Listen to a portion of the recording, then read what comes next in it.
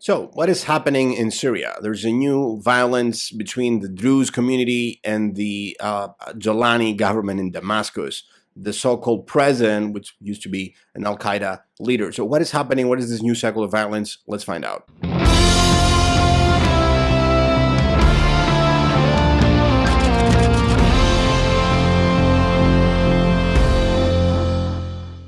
Hello everybody, my name is Stavros. I'm a professor of international relations and an advocate for democracy. This is Black Flag Media. We raise the black flag of independent journalism and analysis. So covering the news, we came upon this latest development in Syria, where we had a new cycle of war between the Druze community, another community which has been targeted by the ex-terrorists, now so-called politicians in Damascus. It's crazy that people actually talk to these men like they were not decapitating people a couple of years ago. This is really perplexing. And granted, the Gulf states, they're monarchies, dark states from the Dark Ages themselves. So they're ruthless. They kill people like Mr. Khashoggi, who was assassinated in Istanbul by the orders of the now leader, the Crown Prince of Saudi Arabia. So they're obviously brutal dictators, but even President Trump acknowledged and accepted and supported this person called Ahmed al-Sara.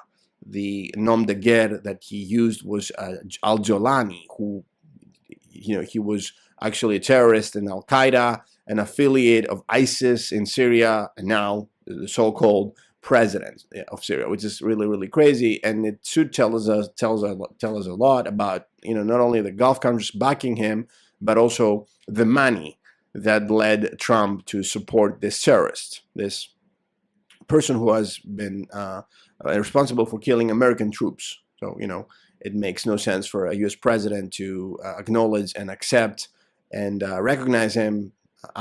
Besides, if this president is getting paid by oil money and obviously, or crypto money, even better. So let's find out what is happening right now. So there is a new cycle of violence between the Jolani terrorists in Damascus and a minority, the Druze minority. This is a religious minority. They're an offshoot of Shia Islam, I would describe them. There's also other minorities in Syria that have been targeted by these terrorists, like the Alawite minority, also an offshoot of Shia Islam, and also there's Christians. Not only just Christians, but Greek Orthodox Christians in Syria, which are targeted because they're considered to be infidels. There was a recent attack in the Prophet Elias temple church in Damascus, a bombing attack by a terrorist. So these people have been asking for help from Christians all across the world. Christians all across the world should help this Greek Eastern Orthodox Christian brothers and sisters in Syria, not only in Damascus. So they have been targeted as well. We had violence against the Alawites, violence against the Druze again, and now the Christians, obviously, and now again against the Druze community. In reality, though, the people responsible behind this cycle of violence was Turkey.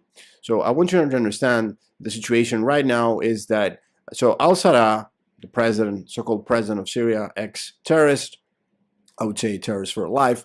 The idea was that he will get money from the Gulf, and Trump will get money from the Gulf, and then these people would meet. They met in Riyadh, and the idea was that the West and the Gulf and Israel will recognize Jolani's government, al-Sara's government in Damascus, as long as al-Sara recognizes the state of Israel. This is a really big prize for Israel because it needs the recognition by the Arab states, obviously, especially the ones that are its neighbors. For many years, this has been the main goal of Israel. There is not even a peace deal between Israel and Syria since the first Arab war. So there's that. There's a de facto ceasefire, but there's no peace deal. And then also, besides the peace deal, the Israelis want this recognition by Damascus. So something that Trump initiated with the so-called Abraham Accords, where the UAE and Sudan, for instance, they recognized the Israeli government entity, as the Arabs used to call it. Now they say this is a government, we recognize it, and they exchanged diplomats and ambassadors. Now Trump wants to include Syria as well, Saudi Arabia as well, but mainly Syria to these extended Abraham Accords. Let's call them Abraham Accords Plus, right? This is the idea. So they were getting really, really close to make this happen, but at the same time, the Israelis, they started expanding inside Syria. So they took parts of the Golan Heights, which they illegally occupied, but they also started expanding inside Syria. They said that there's a minority of Druze in the southern part of the country, and that Damascus and Al-Sara should not mess with these people. These people should be in an autonomous condition, so they should be the ones governing themselves, and the government should not be in their area. This area is called Suwaida. So the Israelis are trying to create, like in essence, a buffer zone between them and what they consider to be a terrorist government in Damascus, which they need, though, to recognize Israel. But at the same time, they said that the Druze ask for our support, we'll support the Druze, and they were invested in the safety of the Druze community. Again, this is southern Syria. And they said that, the government in Damascus should not attack the Druze. They're under our protection. So so with this situation, we have the emergence of a new power, which is called Turkey. So Turkey thought that they were really a key player behind toppling the ex-president of Syria, Bashar al-Assad. The previous regime was toppled by Al-Sara, backed by the Turks. The Turks were the ones paying for the jihadists and the terrorists and the criminals and the barbarians working with Al-Sara. The Turks provided not only money and weapons, but also health support. They supported this regime clearly in every way that they could.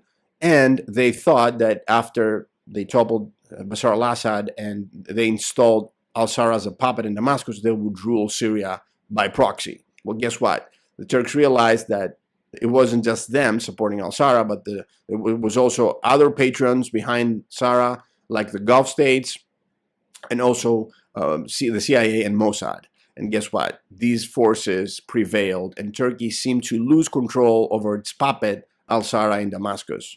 So what the Turks tried to do, they tried to assassinate al-Sara. This was thwarted, obviously, by the foreign services, intelligence services of either a Western state or even Mossad. Maybe they tipped the Syrians that an attack by Ankara was coming, and since this was not successful, the Turks, they found another way to do that, to stop this alignment between Israel and Damascus, and they thought that they would be the Druze would be the target. So what they did is they pushed al-Sara to attack the Druze community, and they provoked the Israeli response to protect the Druze. And yes, that's exactly what happened. So the mercenaries, terrorists belonging to Damascus, attacked the Druze. Thankfully, the Druze had their own militias to protect themselves, and they managed to stay alive. It was a big play on behalf of Damascus. They thought that, if we manage to take over Suwaida, this area, this city, from the Druze, there's nothing that the Israelis can do if we de facto to cover it. But thankfully, the Druze had their own militias. They thwarted, they defended themselves, they rebuffed, they repelled the attacks, and then came the Israeli Defense Forces. Israel, because they were invested in the protection of the Druze, they had to maintain their credibility and legitimacy. So they had to attack in defense of the Druze, and they did attack. And they did bomb Syria, they did bomb Damascus, they also blew up the Ministry of Defense. So so this is pretty big. Al-Sara reacted negatively to that. He said that the Israeli entity is sowing discord, destruction, and chaos in our country, and that things could have become really, really bad for everybody in the region. But thankfully, he said, the U.S., Arab nations, meaning the Gulf countries, and Turkey intervened. So things didn't escalate. So he, in essence, indirectly, he threatened Israel. He said also that, we're not the ones who would like to avoid fighting, so we'll be here again if something happens in the future. So it seems that there's not going to be a deal in the short term, at least, between al-Sara, Damascus, and Israel. So Turkey managed what they wanted to manage in the first place, to, stop this entente, this approach between the two sides. But, obviously, many people paid with their lives, especially the Jewish community. Any minority is paying when whatever happens in Syria. And obviously, for the Turks, they're Sunni Muslims themselves. Jihadist state, I would call the state in Ankara. You know, the more minorities dead, the better in Syria for the Turks, especially you know, Druze, Shia, or even better for them, you know, Christians. If more Christians die, that's also a win for Turkey. You know, Turkey obviously has been destroying and dismantling Christian churches and monuments like the church in Hagia Sophia in Constantinople.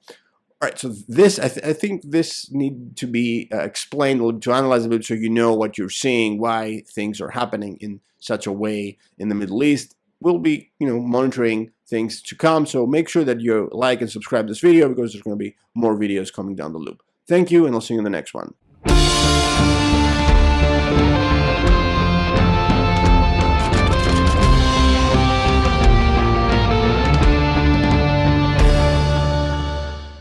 An interesting element here is the Kurds. The Kurds, they're their own minority inside Syria, in the northern eastern part of Syria, in a region which is called Rojava, and they want exactly that what the Druze have themselves. That's what the Kurds want. They want an autonomy inside Syria. So the Druze have that by the backing of Israel. The Kurds would like something similar. You know, maybe Israel provides that to the Kurds as well in the future. You know, let's take it one step at a time. That is why the foreign minister of Turkey, Fidan, who was to be a thug, who assassinating political opponents of Erdogan in Europe. So now he's a foreign minister. So he warned the Kurds in Syria. He said, you know, don't get any ideas. What the Druze have, you'll never have. But, you know, we'll see how that goes.